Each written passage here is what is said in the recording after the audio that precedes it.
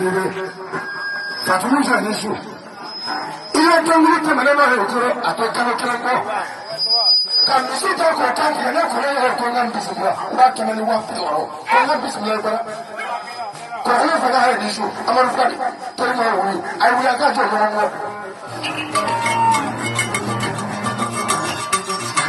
Mazem basaraka pelipili analo tumo anani basa ya tumo sefa sabata na tumo mazem ka pelipili apa pelipili ya fana fasun na fana ohi amni tada ngamobi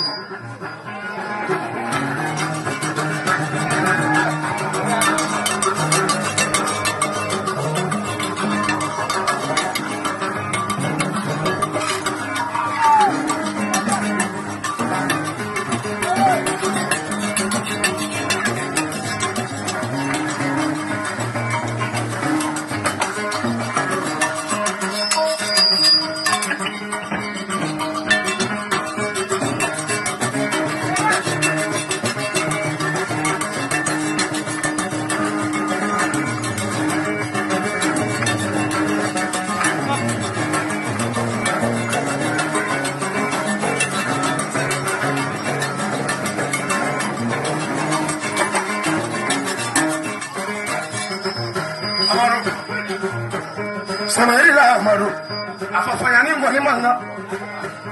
Ngwani kira mo kan fi yire sade. Lewe ye wa tu di mo. Amata. Le fait que des bateaux di ma voix, c'est moi qui vais beaucoup. Basi bat la fle kika jisa fle kika nyiginu kuko bla para kono. Fanya ko kika juru na ka dasi bateau di ma fle kanata. Fanya ka motor ko chafi, ni supporter. Sala ko mo ta ni bara mo se ne. What are you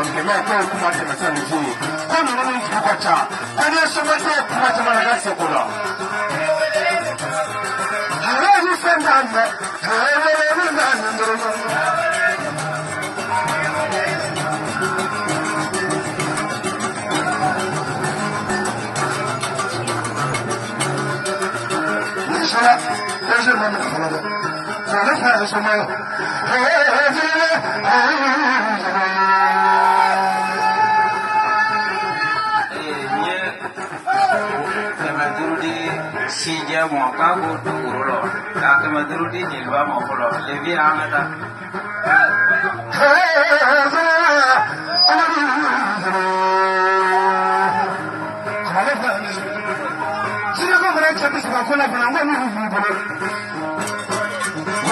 kau kasih kemajuan siapa, kan kemajuan di luar mah, kan dasar kaniku. Di bidang politik itu menambil dengan kan terasa waktu yang wapiwo. Kafa livi nak nak hukum bismillah. Fanya sendiri. Semua dalam adalah semua berfirman Allah. Semua tahu. Ansana zaman kone. Semua kamu macam ada aniku. Jangan salah jangan apa. Ada ni jadi guna siapa jom. Dimasih teman orang mana. Nak tahu apa yang kontak lagi dalam mana lah. Dia tahu orang guna. Anak panimo, bapa kontak. Udah dalam mana lah. Wapi orang ni tuani. Tuanu, ayah dia fanya haram. Anu la turda sio. Katanya fa la turda ni, ne kono ma turda ke bila la turda ni. Leve. Amadu fani ni fa yon jafala. Ni toni do di ma na fa ko sa ko mo ko bina malu ka ta kasolo be bina malu sigidala. Ni ya ke sa be wolo mati malu tuni. Gadi ko tani che. Na ko ka kana ni na fa ko ni fa ko da ko ba ja toni ni ko mi. Lele ole sala sala. Ala musalla bana ikoro. Kasan kama mishika ko kanti ka kuna ko ala ka jamana ba yan kuna smayan sa wana tanya ramani jo nena ja ramani tira ko ko je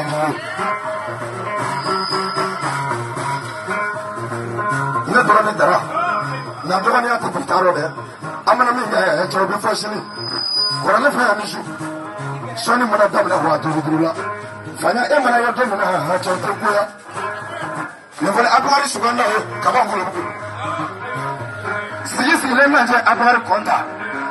Nuru sigi na je amana nyonyo tongo tofana. Hali ni be suno gola ndara se wanna ni. Ojo be manje. Na ni beta ti krede. Fanya wi ni sho sirbe. Kala ni jante sirbe ni sagare bi bi fa fla masa tanya mo de ho mane fla ro kele. Ni fa na fla ni ma chama tunu me. Umi fa fa do.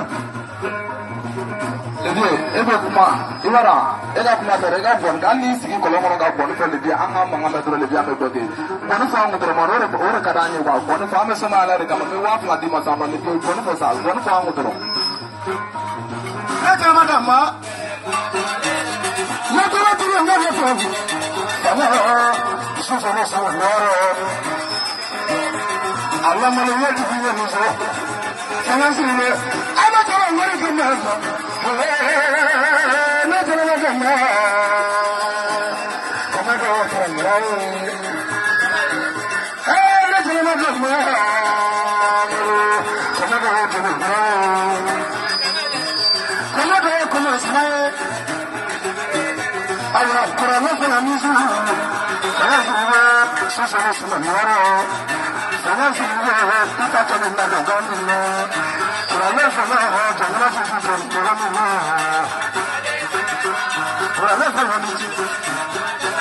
Asana le fui ni berka wanta oni ko ta semua tu abu ko teto kere kadu ko jasi bafla o banta fa wata ko la fata Dura andu hirnya doni Kuri mereka le dia nu go tuwa ko se e boli boya iPhone search na kono ma sa ani enza ndenge dara fanya fanya bese na sawo atenga wari ko he wolo ma folo fanya sambe ita so ini ko nora kuma manta suma jami no kuma manta kese ma fanya fanya le fanya no fana kono ne ba ngoro fa konga fa kono nta fa konga fa ko